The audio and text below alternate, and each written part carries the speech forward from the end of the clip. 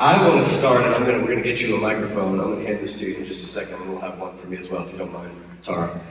Just to start with an introduction to this book for those of us who are new to it. And I've enjoyed reading it in preparation for our time together, but I'd love to hear you talk about why did you decide to write this book? And then also, you say at one point that it's the most important you've ever written. I'd love to hear you talk about that. Okay. Well, first of all, thank you for that extraordinary introduction. I hardly recognize myself, although I do remember this parish so tenderly and gratefully from those many years ago. And I was just thinking, and I hope somebody will remind me of the last name of Jenny, the woman. Wallace. Jenny Wallace. Jenny Wallace was the head of the churchwomen at the time, and she died tragically some point later. But she and Jean Owen embodied such courage, it seemed to me at the time. I really appreciated it, and of course, this is one of my heroes sitting right here. So thank you for having me back, and I look forward to spending my time this morning with you. Why this particular book? I asked myself why it took so long to write this book. I didn't take a long time actually to sit down and write it, but why it took me to the January 6th insurrection to begin it. Because actually the themes that it deals with in white Christian nationalism, and I'll tell you what I mean by that in a minute, go back so much further than January the 6th, 2021. But it was that insurrection that sparked it, not only in me, but in several of my friends up in Brevard, North Carolina, other women writers and theologians, and we thought, we need to say something about what is going on in this country. And we need to say it because we are Christian leaders. We're ordained or lay Christian leaders in different denominations. We're different ages. We're Southern and we're Northern. We were all white, but we're white women who have been wrestling with the meanings of white supremacy in this nation for quite some time. So we thought we need to say something. So that's when we began thinking and talking and putting together the book that eventually became The 7 Deadly Sins of White Christian Nationalism. We did it because we believed then, and I believe now even more strongly, that America is in trouble and that we people need to act. We need to act together, we need to act compassionately, and we need to be courageous, and we need to think about what we're doing. And our parishes, Christian parishes, need to help lead the way. Partly because the problems that this nation faces have deep roots in American history that the Christian communities share, particularly the predominantly white Christian churches, not exclusively. Because let me just give you an example, and I'll talk about this in the book. I had a white friend from South Africa who once said to me, apartheid was in the air we breathed, and therefore everybody, black, colored, or white, Afrikaner in South Africa was affected by it. Not just white people, everybody is affected. Now we're affected in different ways, and therefore we have different kinds of calls and charges. But nobody is unaffected by white supremacy. Nobody is unaffected by misogyny. Those are 2 of the 7 deadly sins. We are all affected, regardless of our gender, our race, our culture, our religion. But white Christians in this country have a history that goes way back. 1619 is a good year to talk about, that we need to wrestle with. So that's why I wrote the book. Can I say what I mean by white Christian nationalism? I'm going to read to you one short paragraph that I've gotten from somebody else because they defined it so precisely and I think correctly. And 2 sociologists, Andrew Whitehead and Samuel Perry, in an excellent book called Taking America Back for God, Christian Nationalism in the United States, published in 2020. And they say Christian nationalism is a cultural framework, a collection of myths, traditions, symbols, narratives, and value systems that idealizes and advocates a fusion of Christianity with American civic life. and includes assumptions of nativism, white supremacy, patriarchy, heteronormativity, along with divine sanction for authoritarian control and militarism. And I would say, more succinctly, white Christian nationalism. By that I mean that America is meant by its founders and by God. Founders and by God to be a nation that is shaped by, led by, and accountable to conservative white Christian men. And it doesn't mean that people of color and women cannot play roles in that and cannot share power, but it means that primarily it's going to be white, well-positioned Christian men who call the shots. And to the extent that we are black or female or queer or something, we can play along, but that's all really we can do. We can't be the dominant rulers of the country, and it's got to be white Christian males, the majority of, and the assumptions that they bring to our life together. And let me also say, it doesn't mean that there can't be fabulously great white, straight Christian men, because a lot of you are sitting right here, I dare say. I know at least several of you, because I know you personally. And I'm sure probably every white man in this group is a good guy. I mean, a really good guy who is as upset as I am about this. But it does mean that I probably don't need to say more about it, because you know what I'm talking about. You know, you don't really sort of argue with that usually. You say, well, what are we going to do? Thank you. I'm so grateful for so much about this book, but one of the things I'm especially grateful for is you talk about your relationship with the theologian Dorothy Zerla. I think it's Zerla, how to pronounce the last name. And I love the fact that a lot of scholars, especially sociologists, are hesitant right now to use the term fascism for a lot of reasons. But you bring Zerla's term Christofascism to the forefront of this book. It's a term I like to use. It's a very important concept. I wonder if you could talk to it. Well, first of all, I love the fact that you bring the background of where she developed that term during the Reagan presidency and how she saw parallels between the Reagan era and her childhood in Germany, which is not an association a lot of us imagine. And then, could you talk a little bit, what's the difference in your mind, if there is any, between Christofascism in Zerla's idea and white Christian nationalism as we're describing it today? Great. Well, let me just say a word about Dorothy Zerla. She was a Christian. She called herself a political theologian in Germany in the 1960s. She had been a teenager at the time of the Holocaust. And her family had been good Germans who hated Hitler but didn't know what to do about it, and were frustrated and wanted to do something, just didn't know what. And she said she grew up with one commitment, and that was to never ever sit by silently and let fascism rise again. That was her own moral commitment. And she and her husband, who was a sociologist, Stefanski, they formed a group called Political Night Prayer that met every week for decades in Germany with other Germans, mainly Christians, not only Christians, but mainly Christians, who were committed to doing whatever they could in Germany and elsewhere in the world to fight even the tiniest seeds of fascism, to try to root them out. She got a teaching fellowship at the Union Theological Seminary, where I was at the time a student in the late 70s. And in 1981, she said to me that she was concerned about what she believed to be the seeds of Christofascism that she believed were beginning to be planted in the United States, and that she was concerned that these seeds might grow. And this was when Ronald Reagan had become president, and it's kind of jarring for a lot of people, because Reagan is such a hero to very good Republicans. I mean, he's not, you know, so often he is contrasted with our most recently passed president as well. You know, I was a Reagan Republican. I'm not this kind of Republican.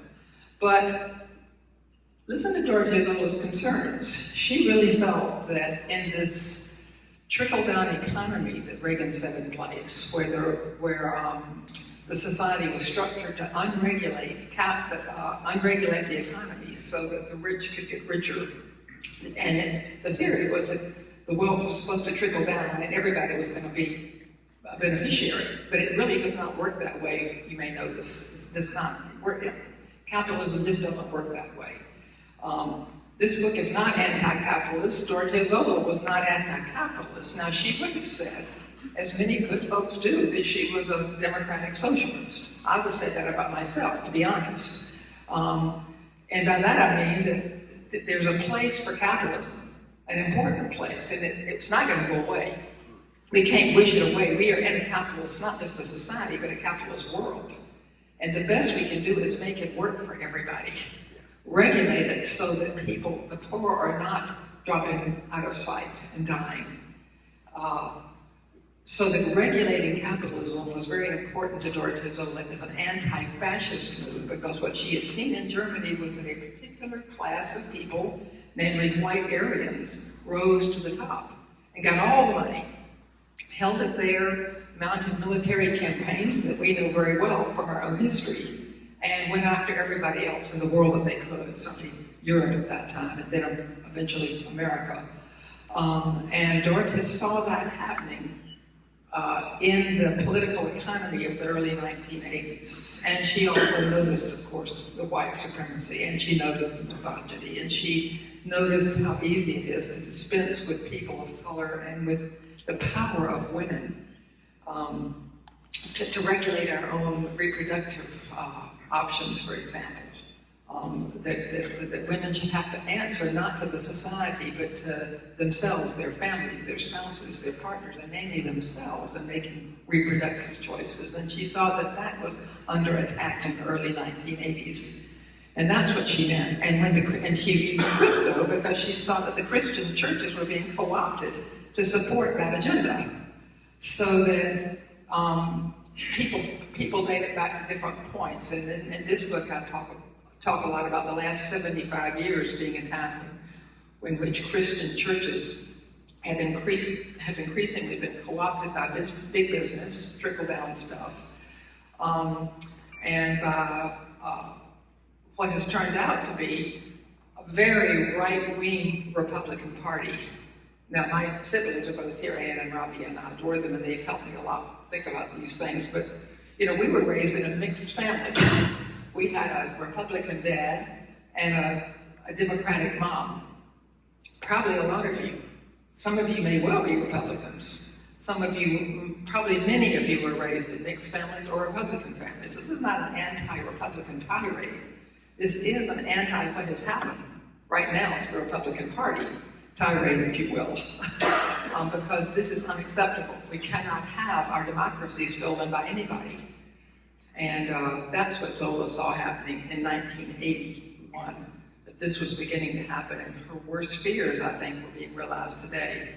Dorothea died in 2003, but her fears have lived on. And in many ways, she was one of the chief inspirations for this book. And talk about Christo-fascism and white Christian nationalism, these two terms. How do you distinguish the two? How do you see them relating to each other?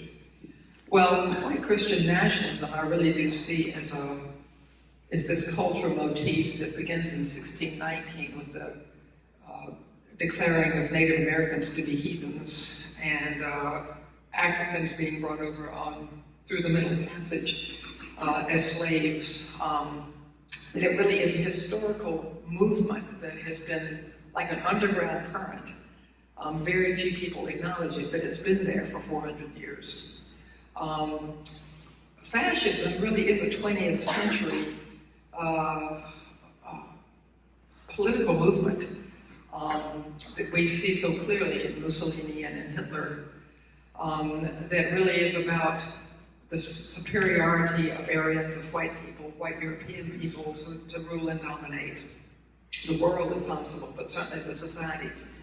Viktor Orban right now in Hungary has taken that, and he calls it illiberal democracy. And by that, by being an illiberal democracy, it means people can vote.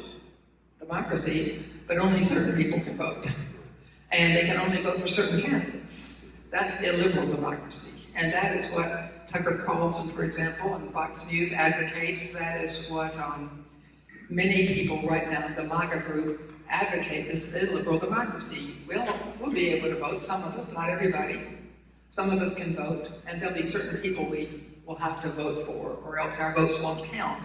And if you don't realize this is happening, I don't really know where you live, because it's all over the place right now. This attempts on the parts of certain states to regulate who votes and what is required for voting, and seeing fraud where there is no fraud, and where they see fraud is always in Democratic precincts. And so many people in Democratic precincts are black people and brown people and Asians and students, and making sure these people don't cheat, whereas there's no record that they do. But that's a good excuse to have people watching over them and challenging their votes. That is fascism at work. But the currents underneath that are supporting it, that are enabling people to sort of look away or else not notice, would be these white Christian nationalist assumptions that we all, it's in the air we breathe. Christo-fascism is a ploy. White Christian nationalism is a set of assumptions. And both are problems right now. I love that you start talking, you've been introducing this idea of disenfranchisement, not just of voting, but of other forms of disenfranchisement. And I was really struck as I read the book and thinking about how your life really sits between the bookends. This could be kind of a tough question, I think, but sits between the bookends of Roe and its fall. Yeah. Especially with this book now being released now. And I wonder if you could reflect on that as a feminist theologian, to have your career be in the midst of these two bookends, this historic moment for women's rights, and now this historic moment of disenfranchisement. Right. There is no way to express my concern about that, about the fall of Roe at the hands of the Supreme Court in May, or whenever it was, in the last few months, that July maybe it was. It began to trickle out as news before it actually happened. Because I don't think a lot of people, a lot of women as well as a lot of men, understand the extent to which reproductive options and freedoms are essential to women's well-being, whether or not we ourselves are mothers, or whether or not we ourselves have children or want children. That there is something so fundamental to being female and to having that option for ourselves, our daughters, our nieces, that shapes our senses of power and identity in a society. There's the flip side of not having a reproductive choice, of not having the choice of abortion as a moral option, is to have reproduction taken away by sterilization, which has happened frequently to black women and brown women and women of color in this country. Forced sterilization of prisoners, for example, and of using the eugenics theory of who should reproduce in a society has got a horrible white and racist background. So all of this is together when we talk about women's reproductive health. In 1973, when Roe did pass, when the Supreme Court ruled in favor of that in itself was a compromise. At the time, it was a compromise between abortion simply being legal in the United States and abortion being legal in most circumstances in the first or second trimester of pregnancy. Roe was a compromise. Roe was a saying yes to the first trimester in the States, yes a good bit of the time in the second trimester, and not very often in the third trimester in most states. That was Roe.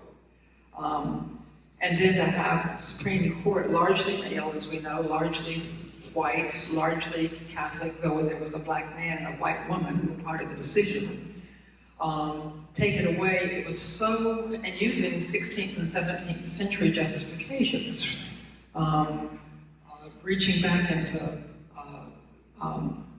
16th century, Anglicanism, yes, to talk about, the sanctity of life, but not the sanctity of women. You know, the sanctity of a fetus, but not the sanctity of a woman's body and a woman's choice. I hope that enough people are upset about this, that we will see positive results in November about this decision, because this really cannot be left standing. We simply cannot be in a society for very long in which women are in this kind of bondage, and it really is bondage to all of us. And here I am at age 77. You know, it has nothing whatsoever to do with my body personally anymore, but it has everything to do with my faith and my belief in justice for women, for my sisters of all races and classes. So yeah, the rights of women are under attack. And when people say, well, the next thing to go is going to be birth control, that's true. That will be next. It'll be regulating birth control, and then pretty soon it'll be regulating LGBT rights to marry, or rights to anything. And so it's like dominoes, and we have to be aware of that. We close our eyes at our own peril. Thank you for taking some time to answer that one. I found it almost incredibly radical and unprecedented for a liberal feminist theologian to write about sin. And very refreshing. To be honest, very refreshing. Liberals don't really like the concept of sin. They don't want to hear about the concept of sin, let alone evil. And so I wonder if you could describe what's your definition of sin and why you decide to focus on sins in white Christianity? Well, for those of you who believe in a God or a goddess or a higher power or sacred power by whatever names, you'll recognize sin as a concept that denotes our separation from that power, our struggle with that power, our saying, we're not going to do it this way, really bumping against God. That is a fairly traditional understanding of sin. And sin leads to evil. I'm fond of saying it. If sin is the tsunami, the wreckage of the village is the evil.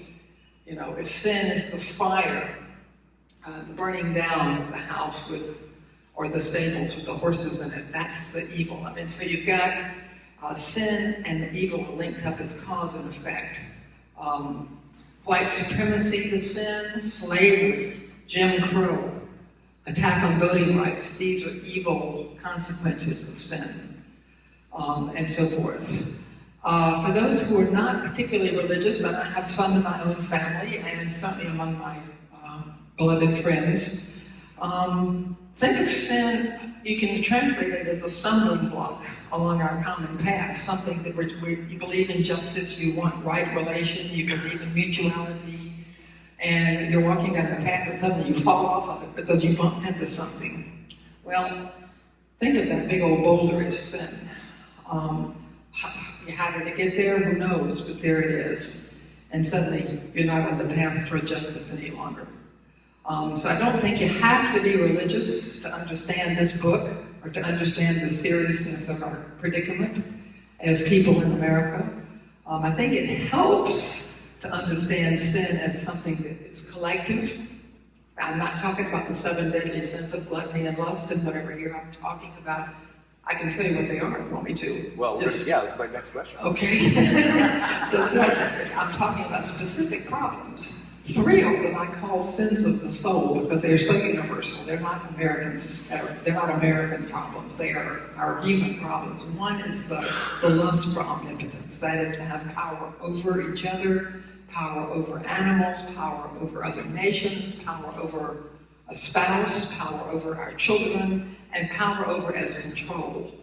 The controlling. That's what I call the first deadly sin. These are the sins are not in any order. They're not in order of the worst, but you have to list them out if you're writing a book because that's the way books go from beginning to end. So the second is entitlement. And those of us who are white and who are Christian in America should know a lot about that because we are very entitled as white Christians. Those of you who are men should know a lot about that because you are very entitled as men, particularly if you're white men, but not only as white men. Men of color also have a certain kind of entitlement in our life together. These are universal. The others are universal too, but they have such particular American shapes. White supremacy is number 3. Misogyny and homophobia, but I link them together because they belong together, are number 4. Number 5 is capitalist spirituality, which is the one that most white Christians have the most trouble with, I think, in our country, because we're so horrified at the thought of socialism and don't understand that capitalism needs to be regulated to be fair and just. The 6th is domination of the earth and the earth creatures. And the 7th is the problem of violence. So I would say even addiction to violence is a way to solve our problems, both at the national level and at the personal level. And the proliferation of guns in our country is a good example of why this is such a huge problem and what happens in places like Buffalo and Uvalde and the Tree of Life Synagogue and so forth. So those are the 7 deadly sins, and they almost always work together. If you find a problem of evil anywhere, you're going to find 3 or 4 or 5 or 6 of those sins at least wrapped up together. And you can't say which is the worst because they're all in a big wad. Yeah, I love the fact that you talk about how they're all connected, and you say, have we not known that all the deadly sins are somehow connected to each other? So there's a deep intersectionality in this book as well. I wonder, we don't have a ton of time, and I want to make sure we have an opportunity for folks to speak, but before we open it up for people to come to the mic and ask questions, talk about what you see as the solution. So for each deadly sin, it seems you have a way forward for us, a call to action for us. Yes. In my view, part 3 of this book, which is the call to action, if there is a most important part, it's part 3, because as somebody said on a Zoom meeting the other night with me, that it's easy for white liberals to sit around and talk about problems, but then not to be able to do anything. So what do you do besides write a book, or besides come to a class like this? And that is a huge, important question for all of us. So part 3 is written to speak to that. And it's written specifically for congregations like yours and like other congregations throughout the nation that invite people to get together and talk about the sins, even to pick one. I mean, nobody's expecting that any congregation, any person's going to go through here and try to deal with everything. But take something that you think you really need to wrestle with, maybe the hardest one, maybe capitalist spirituality. Maybe the biggest one, which is often about the earth and the environment. Just pick a sin. And there are questions at the end of each of the last 7 chapters in the book that for congregations to start with about, okay, I'll give you an example. There is the chapter on entitlement. I talked about a sermon preached in Montgomery by Martin Luther King Jr. when he was just 26 years old. In it, he was preaching this sermon right after the acquittal of the murderers of Emmett Till. And in it, he images God saying to the people who acquitted the white men who killed Emmett Till, "Get out of my face. Just get out of my face. I'm tired of you." So I say, as one of my questions for congregations, have we ever heard God say to us, "Get out of my face"? Have you personally ever heard God say to you, "Get out of my face, I'm tired of this"? Would you share that with each other? I mean, that's kind of a way into beginning to think about the sin of entitlement, because that's what that chapter is about. What does it mean? What would my answer to that question honestly be? And can I give you 2 or 3 examples from my life of when God or Goddess, Holy Spirit is saying to me, "Carter, get out of it. You are just not doing right. You know you're not doing what you should be doing. So cut it out." And I would guess that any honest person can come up with a few of those examples. And it's an invitation to do that together as a congregation. And then each of the sins then has sort of action steps. Reparations is a big one, of course, in terms of racism, white supremacy. What does that mean? So many white congregations are afraid of that because we say, "Well, how can that be done? How can it be done fairly? What does it mean? Do we give everybody some money? What are we talking about?"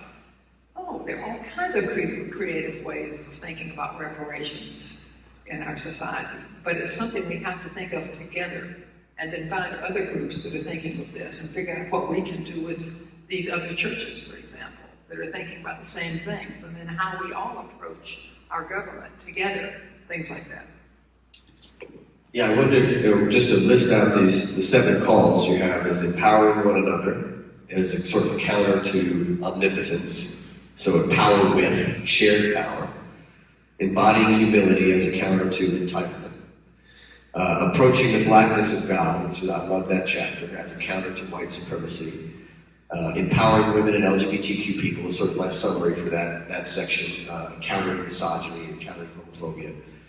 Transforming capitalism as a counter to capitalist spirituality, and belonging to earth and animals, as well as that finally breaking that spiral of violence. Are there any you want to talk about before we open it up, or do you? Let's open it up. Let's open it up. All right. So if you have questions, if you come forward to the mic right here and bring your question forward and speak right into the mic. I don't need a mic. I'm very loud. Well, no, we need you to speak in the mic so we can have it recorded. Oh, okay. Thank you. Am I on? Yeah, Matt, right here. Go ahead first, and then just stand in line here. Oh, okay. Carter, thank you for your time and your life. And you may need to help me phrase my question. You were talking about, seemed like to me, sound like you said, the influence of business in church. Was that what you said? And if so, could you help me understand that? Well, where the interest of corporate America in terms of its business structures, of profit-generating structures in America, and Christian communities have merged so often in terms of their common interests. That's what I'm talking about. It's the collusion of big business and Christianity with each other, and then with political party or politics as well. I see that as a very unholy sort of unholy trinity, if you will, of where the three come together and work not for good but for profit. That's the problem as I see it. Hi, Chris. Hi. Okay, I'm taking notes because I'm writing a book on relationships, actually. Yes. It's a book on online dating. So I'm going to quote you some of this. I like some of this, particularly your last thoughts. And I will give you credit. Of course, what Reverend Dr. Carter. Anything is fine. And I can find some stuff on the internet. Okay, I couldn't get it all down fast enough. First one was lust of omnipotence, power over each other, over other nations, right? At any level. Okay. Yes. Power. In short, what's the call to action? To work together to figure out what it means to be in a mutual relationship. Okay, that's good. I'm still going to get you. I'll buy your book. Don't worry about that. I'm not trying to circumvent. I'm not trying to circumvent you getting some money. Okay. Then the second was entitlement. Yeah. And he gave an example of white Christians and a call to action. Hold on 1 second and I'll tell you exactly. Or I can tell you, if you want me to talk to you afterwards, I can give you a whole I'll talk to you afterwards. Yeah, Thank you. yes. Thank you. Hi. I'm friendly with Robin, and he did a really good job of convincing me to come today. And I love it. I've been watching this. I used to be a political columnist, and I've been watching all this go down with the Republican Party and what's happening. And as I watch, in some ways, I think we're like in 1935 Berlin. Mm-hmm. And I look at the people, there's a lot of people on the left that has tremendous wealth. And they talk about it a lot, but I don't see them putting huge money to stop this. They seem very comfortable with their wealth, and that maybe it'll keep me safe and my family safe. But they've been beneficiaries of capitalism as well, and it sort of blows my mind that they talk it. If you have an extreme wealth and you're saying you're that afraid of this, I don't believe you or really think it's afraid if you're sitting on your wealth. I don't. And so it gives me pause. Like friends of mine, they live in Colorado and they run a national environmental fund, trying to teach people how to run nonprofits. But they had a destination wedding for their one child in Mexico.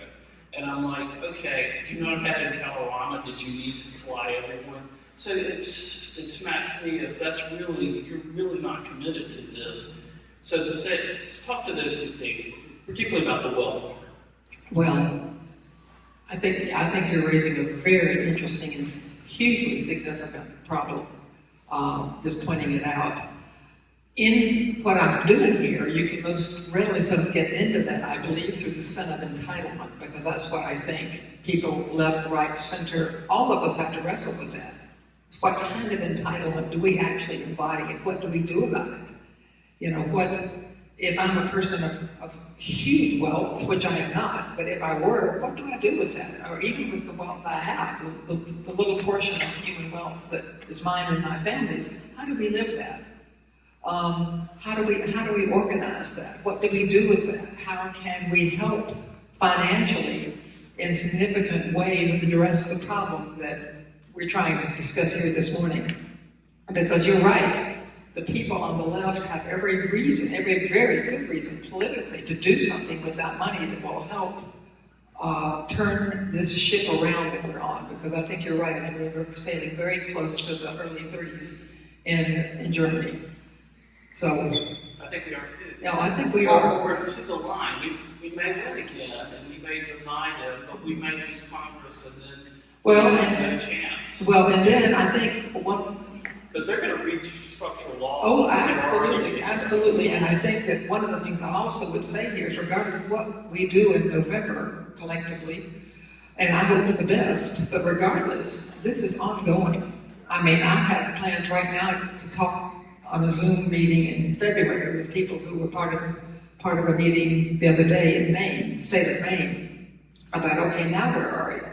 So what if, this doesn't, even if we win, we being the Democrats, I'll speak now as a Democrat, even if we were to win the House and the Senate and the House, and even if good things really happen more and more in Washington in terms of empowerment of everybody, even if all that happens, these problems are not solved. These go way back. Yeah. We have to keep at it regardless. So so our staying power, I'm not too long left in this world. I hope I'm here for a while longer. But, it's very, very much incumbent upon younger people. I see several younger people from my own family here, but there are not too many other really young people in this room. But I hope that younger people in our nation are taking note, because the future is yours. Thank you. Yeah. Hey, Carter. I'm Sid. Yes. Hello. How are you? Good to see you again. I've talked with you on the back porch over at Robin and Betsy's. Yes, indeed. And I also want to comment that the older you get, the more you remind me of my mother. And that's a compliment. I know it is. Thank you so much. And I want to thank you.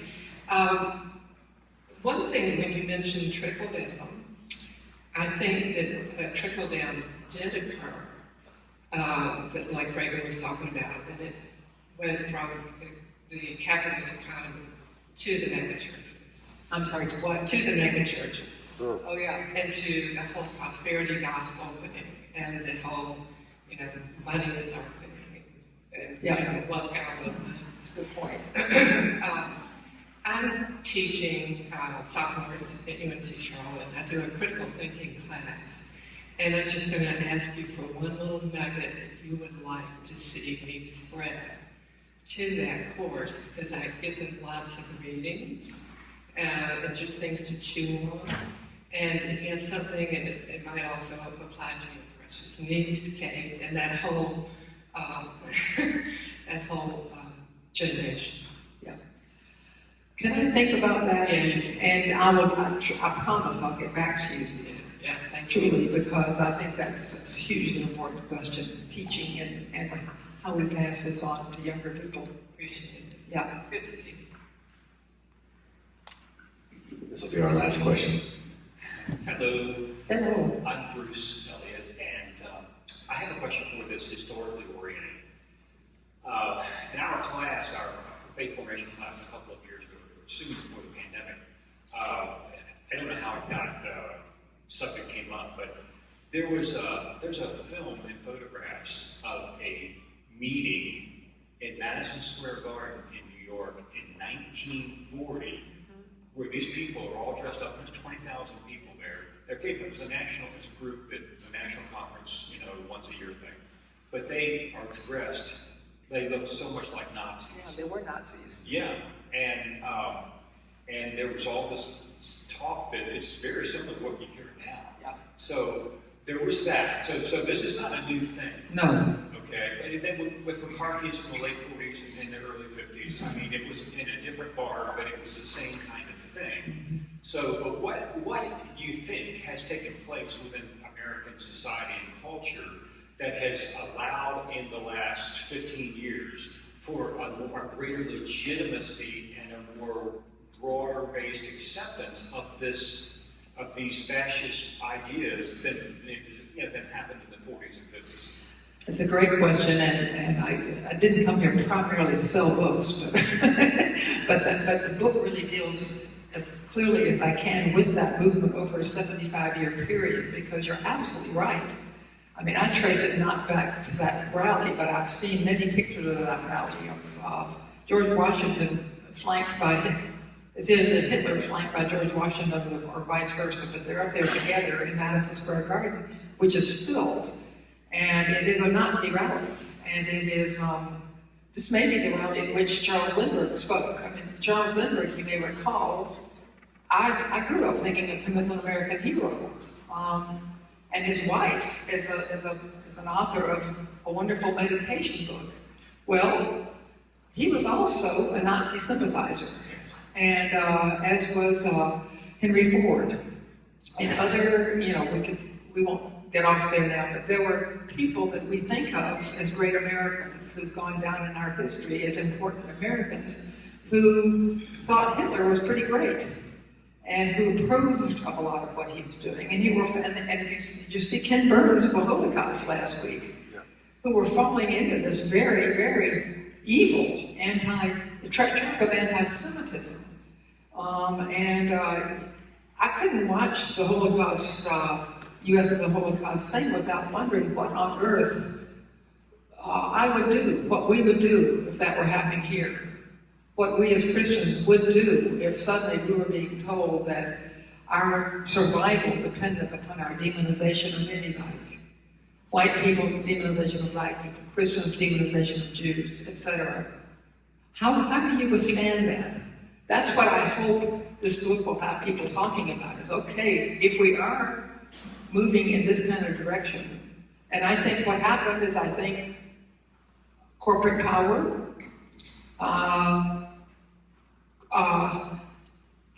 it's so hard for me as a Christian to say this, because there's so many varieties of Christian faith in our nation, some that would truly die, much as Jesus did on the cross, in order to have this not happen, what we're talking about. I mean, great, great Christian human beings, and I believe this parish is filled with them. But some of the more, our Christian siblings who have been in collusion with these powers of fear, and I'm actually preaching about this a little bit this morning, powers of fear and demonization of people that we don't understand. So using Christian faith to that end. So the collusion of that form of Christianity with big business, with what has become increasingly what has presented itself today as the MAGA party. But it's been kind of bubbling along there for a long, long time. And it's not that Democrats are pure and wonderful. I mean, this is not really about who's a Republican and who's a Democrat. It's really about who sees this and who doesn't, and and how we vote accordingly, and what we say publicly accordingly, and how we try very hard not to fall into the demonization of the people that we really don't agree with. I think that, to be honest, I think that Donald Trump emerged as a tool of this group. I don't think he started anything. I think he became the face of a movement that had already been percolating along for several decades.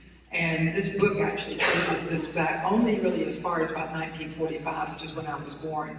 But I remember as a 7 or 8 year old or 9 year old when Under God was added to the Pledge of Allegiance, for example, and I thought that was great. As far as I know, my wonderful parents thought it was great too. Well, it's okay, but the movement behind that was white Christian nationalism.